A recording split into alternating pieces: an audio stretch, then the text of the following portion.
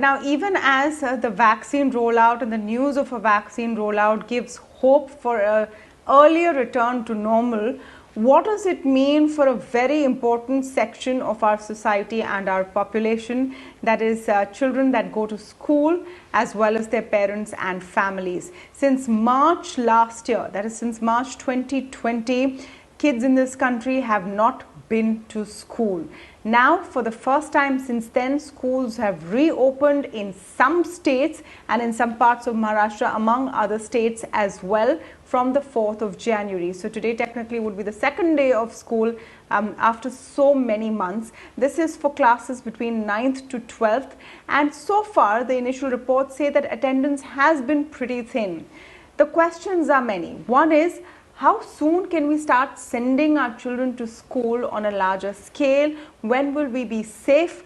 Right now, the vaccination program doesn't take children into account at all. So what does that really mean for the continued education of our children over all of this time? Another important point to keep in mind is the huge disparity of access to online schooling, which has really hampered the education of a large number of Indian children in the last 1 year, and that really can't be overlooked beyond a point. To speak with us on all of these important issues, I'm joined now by Rukmini Banerji, who is the CEO of the Pratham Education Foundation. I'm also speaking with Kiran, Tevtiya, who's a child behavior specialist. Welcome to the both of you, and thank you so much for joining us on the show. Ms. Banerji, let me just begin with your take on the fact that schools have reopened for certain classes, and in some states, the details of course all on your screen. Do you think that overall parents are feeling confident enough to send their children back to school full time and properly? I think this is a very tricky situation, because on the one hand, there is, very high,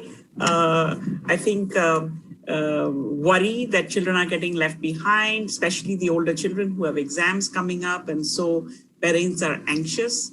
I think children, to some extent, and I'm sure Kiran will say more, reflect some of this. On the other hand, there is the worry about, of course, the health. So to me, it looks like, this whole period of school opening should be probably seen in several different segments. One is, what does school opening mean? We are used to holidays finishing, school opening means everybody is back all at the same time. But clearly that is not the situation that we have today.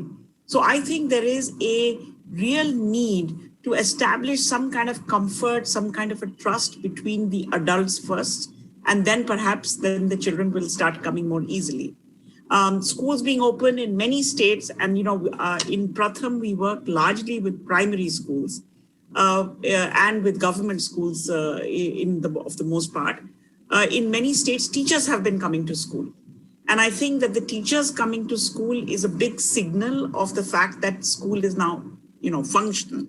Now, teachers are in school, but children are at home, and there is difficulties in connection.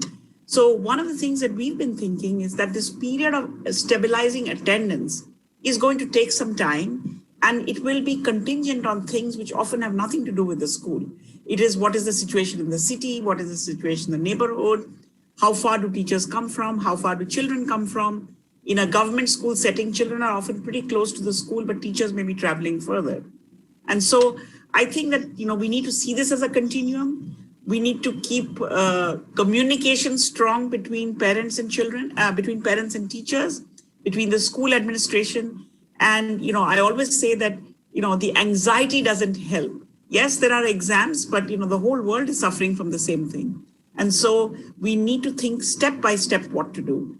One suggestion that several state governments, I think, are starting to do, especially for the primary grades, which are not open as yet, is to say that the teachers are in school, and would parents like to come turn by turn, meet the teacher, have a discussion about the child, and maybe take back, especially when there is not much of a digital connectivity, take back some work that children can do at home. So maybe establishing a rotation of visiting the school by parents and teachers on a regular basis may be a precursor to children beginning to come.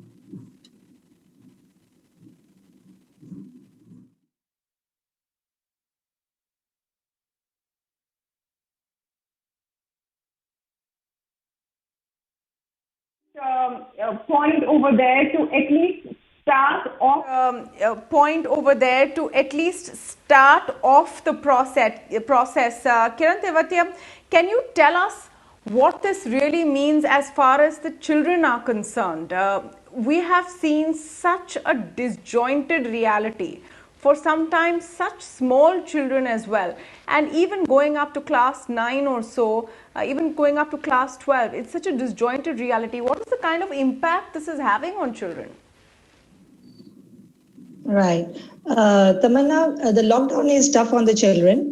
And children as young as 3 years old, when they are made to sit for 40 minutes, 45 minutes in front of the screen, parents are noticing that it's not really helping them much. Children who are older, like 12 years old, 16 years old, somehow because it has been like 10 months and the rut has set in and they are missing out, terribly they are missing out on the social aspect of the academics, the extracurricular aspect of the academics, and the personal touch of the teachers. So all the children that I speak to, they are eagerly waiting to go back to the school. And of course, like I was talking to a school yesterday, so they have, as what Rukmini ma'am has shared, that it's the confidence of the parents that matters, and the onus is on the school to reach out to the parents for the same. Yeah. But there is a big impact on the children. They are eagerly waiting for the schools to open.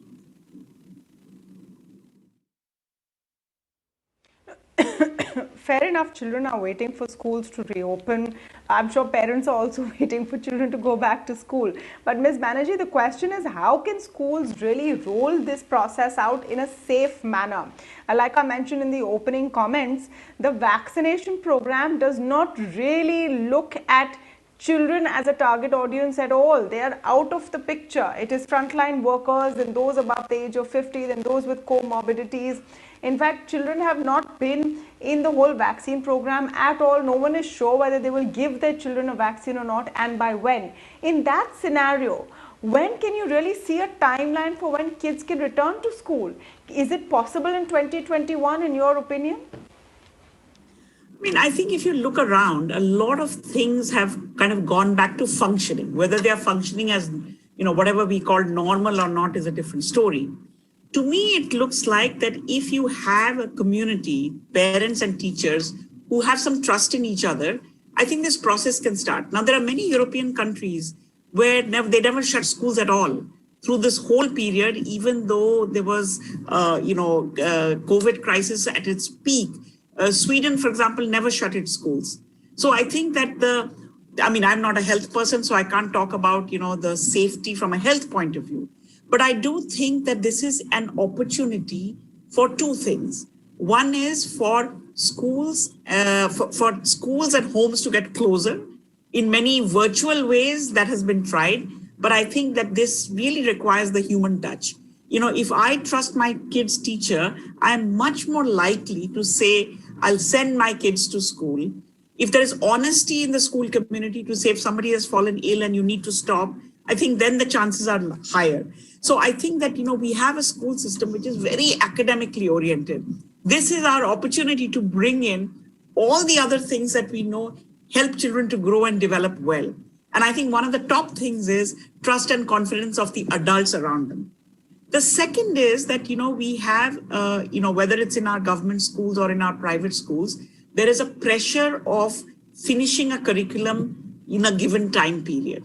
And I think that we should also take this opportunity that there's been the world's biggest crisis that has happened, and that to reach normalcy, we may need to leave academics aside. Like Kiran said, if you ask any child of any age, what are you missing? They don't say algebra. They say my friends. They say the school, the school playground. I was talking to a group of municipal school teachers in Delhi, and I asked them, what do you miss?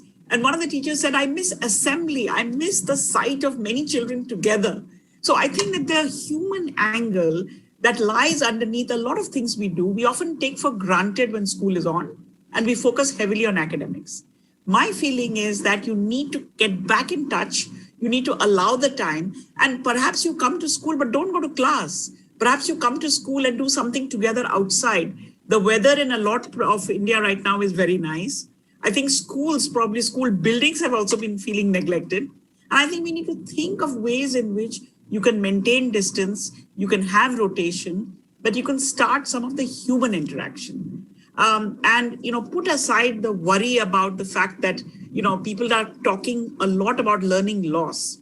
I think that you should talk about the fact that children have learned many other kinds of things. They may not have learned their algebra, but they've learned what happens when, there is somebody next door who's fallen ill, who is your friend, and you want to help them, but you can't meet them. I mean, I think we've learned many lessons. Adults should reduce the anxiety.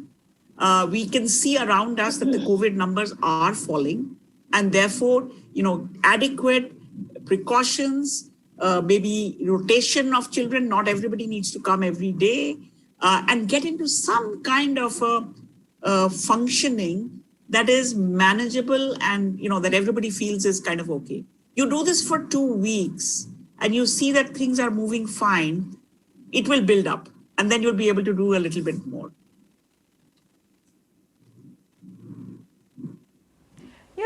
Ms. Banerjee, often when we speak about education in India, we forget to take into account that there's so many levels and kinds of education that are being imparted, and the same rules perhaps cannot apply to all. So when you talk about children coming back to school in smaller groups, keeping socially distant and not really worrying about academics, and I get your point completely, but what about a large section of children who are not even able to access school online? I mean, there's some surveys that show that only about 11% of children could even access school online. About 1/3 even had any kind of digital access. And they have truly lost out. That 1 year will really impact their lives. Do you think that we need to think about how to reduce that disparity?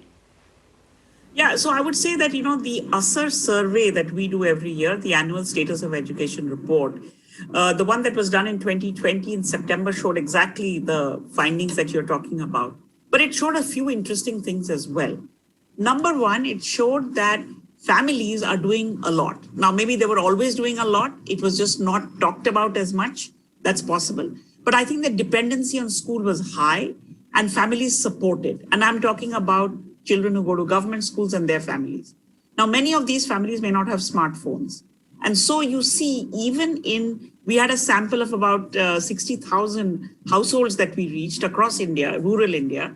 You see that even in uneducated families, mothers, fathers, siblings doing something with the children. So again, I think that the realization that everybody needs to pitch in is quite high. The second thing is, if you compared government schools and private schools, and I'm talking about rural areas, you see that the dependence on online, whether, whether, what do you call it, synchronous, or I don't know, these fancy words I can't remember, whether they are recorded lessons or they are live lessons, you obviously see them in a slightly higher proportion in private schools. But what you see in government schools was teachers visiting children's homes or parents visiting the school. And I think that, for example, if you look at Delhi, the Delhi government schools have been giving out their worksheets and assignments both in a WhatsApp mode, as well as they say that if anybody can't access this, come to school, and there are printouts. And there is a section of the Delhi population that's actually sending, maybe not the children, maybe some adults who are going once a week, picking up things. And the Delhi government says that of the people who are actually coming to school to pick up stuff for their children, the response rate is very high. The children doing assignments, sending it back, teachers talking on the phone to children is actually quite high. So I would say that while, technology can be a great help, I think that this is a moment in which the human angle is also playing, a very big role. The last point on this I'd like to say is that across India, especially in, children who go to government schools, we see or into low cost budget private schools, we see a big, weakness in basic foundational skills of reading and arithmetic, even as high as, upper primary school. The USER report says that for 50% of children across private schools, government schools in rural areas, 50% of children who are in class 5 are not yet able to cope with what is required of them in class 2. So when I say put aside academics, I don't mean put aside everything. I mean, put aside that grade level pressure to finish curriculum and focus on building foundations of these basic things, which we usually, when school is on, don't have time to do. And I think that that also requires some amount of personalization, some amount of being in touch with parents who may not have that much education to explain what needs to be done to them. This is the moment to do all of that as we build the connection between home and school and wait for when enough children are feeling comfortable to come back to school.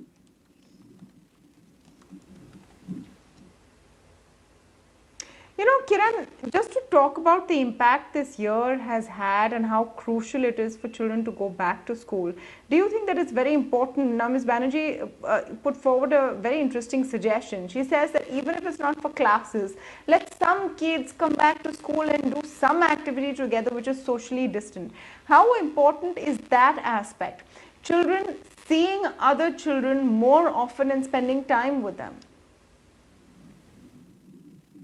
Tamanna, this is very, very important. As a human being, we are social, and especially children, they learn more through interpersonal and they learn more through play. So, of course, even if it is academics, core rote learning is left to online mode itself.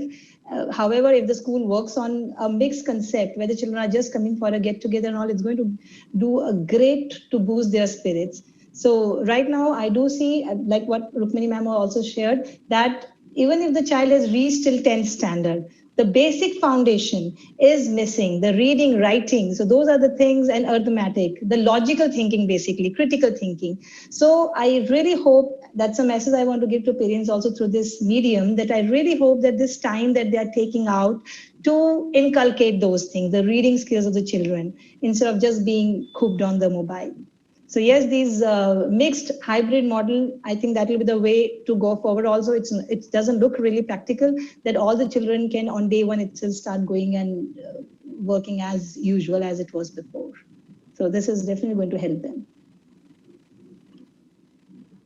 Sooner than later, perhaps we need our children to go back to school. In fact, a local circle survey, which got views from parents, showed that a large number of them were okay with children getting back to school from April.